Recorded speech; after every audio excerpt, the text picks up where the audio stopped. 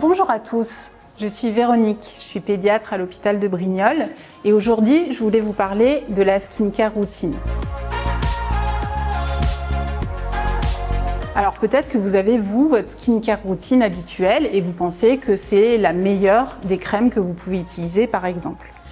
Sauf que, en fait, dans ces crèmes-là, parfois il peut y avoir des perturbateurs endocriniens.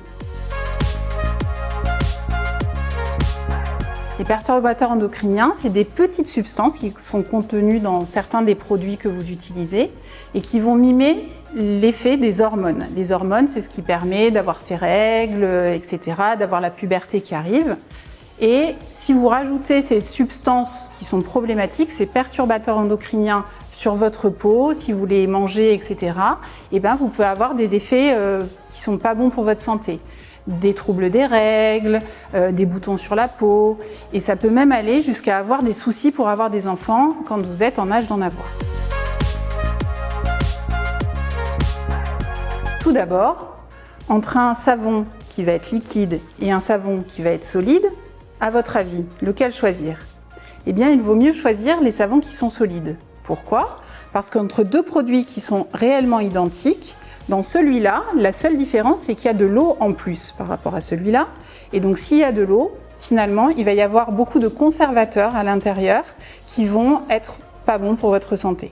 Donc, il faut préférer plutôt les savons en forme solide ou tous les produits. Il existe maintenant des shampoings, des après-shampoings, des déodorants même qui sont en forme solide. Il y aura toujours moins de produits problématiques à l'intérieur de ces formes solides.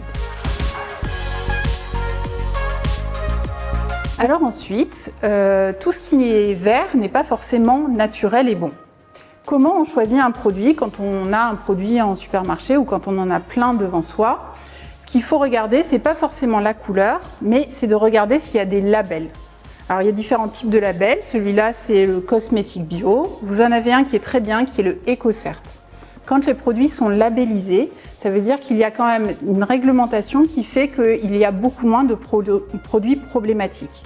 Mais par exemple, celui-là, il est labellisé aussi, il n'est pas vert du tout et pour autant, il est très très bon pour la santé.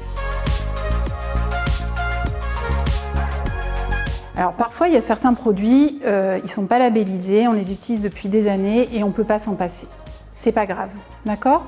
Mais on essaye d'en avoir le moins possible.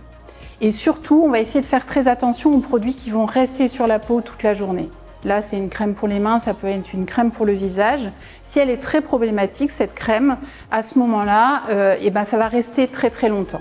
Si c'est un shampoing qui est problématique, le shampoing, vous allez l'utiliser pendant un temps très court et ensuite, vous allez le rincer. Donc, c'est moins un problème. Alors parfois c'est quand même très difficile. Vous allez dans un magasin et vous allez voir qu'il y a plein de produits avec des listes d'ingrédients qui sont en général complètement incompréhensibles. Moi je ne les comprends pas du tout. Alors il y a des produits chimiques, il y a des noms latins, on ne comprend rien. Ce qu'il faut savoir, c'est qu'en termes de composition, le premier ingrédient, c'est celui qui est le plus présent dans le produit. En général, c'est de l'eau, et c'est pour ça que je vous ai parlé tout à l'heure des produits solides où il y aura moins de conservateurs. Le but, c'est de choisir la liste d'ingrédients le plus court possible. Si vous avez une liste d'ingrédients énorme, globalement, c'est que le produit n'est pas très très bon.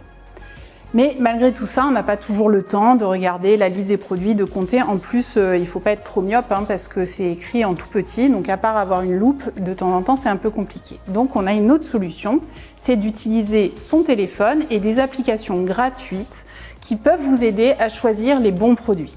Vous avez Yuka, vous avez Inky Beauty, vous avez l'UFC Que Choisir qui fait une application qui s'appelle Quel produit et qui sont très utiles pour choisir. Dernière petite chose, les parfums. Les parfums, c'est chouette, on sent bon, etc. Mais comme dans tous les produits que vous choisissez, il faut éviter d'avoir trop de parfums, puisqu'en général, ce sont des produits chimiques, et donc c'est très irritant pour les voies respiratoires, et ça peut aussi être des perturbateurs endocriniens. Si vous utilisez un parfum, pas de problème, utilisez-le pas trop souvent, et surtout, déposez-le sur vos vêtements, mais pas directement sur votre peau, ce sera meilleur pour votre santé. Un produit plutôt solide à préférer s'il existe, un produit avec le moins d'ingrédients possible. On fait surtout attention pour les produits qui vont rester sur la peau, tout ce qui est crème, fond de teint, etc. par rapport aux produits qui se rincent où on peut faire un petit peu moins attention. On regarde s'il y a des labels. Attention, un produit vert n'est pas forcément un produit qui est naturel et bon pour la santé, mais on recherche les labels. Et enfin, on peut utiliser les applications pour choisir le produit le moins problématique si vraiment on est complètement perdu.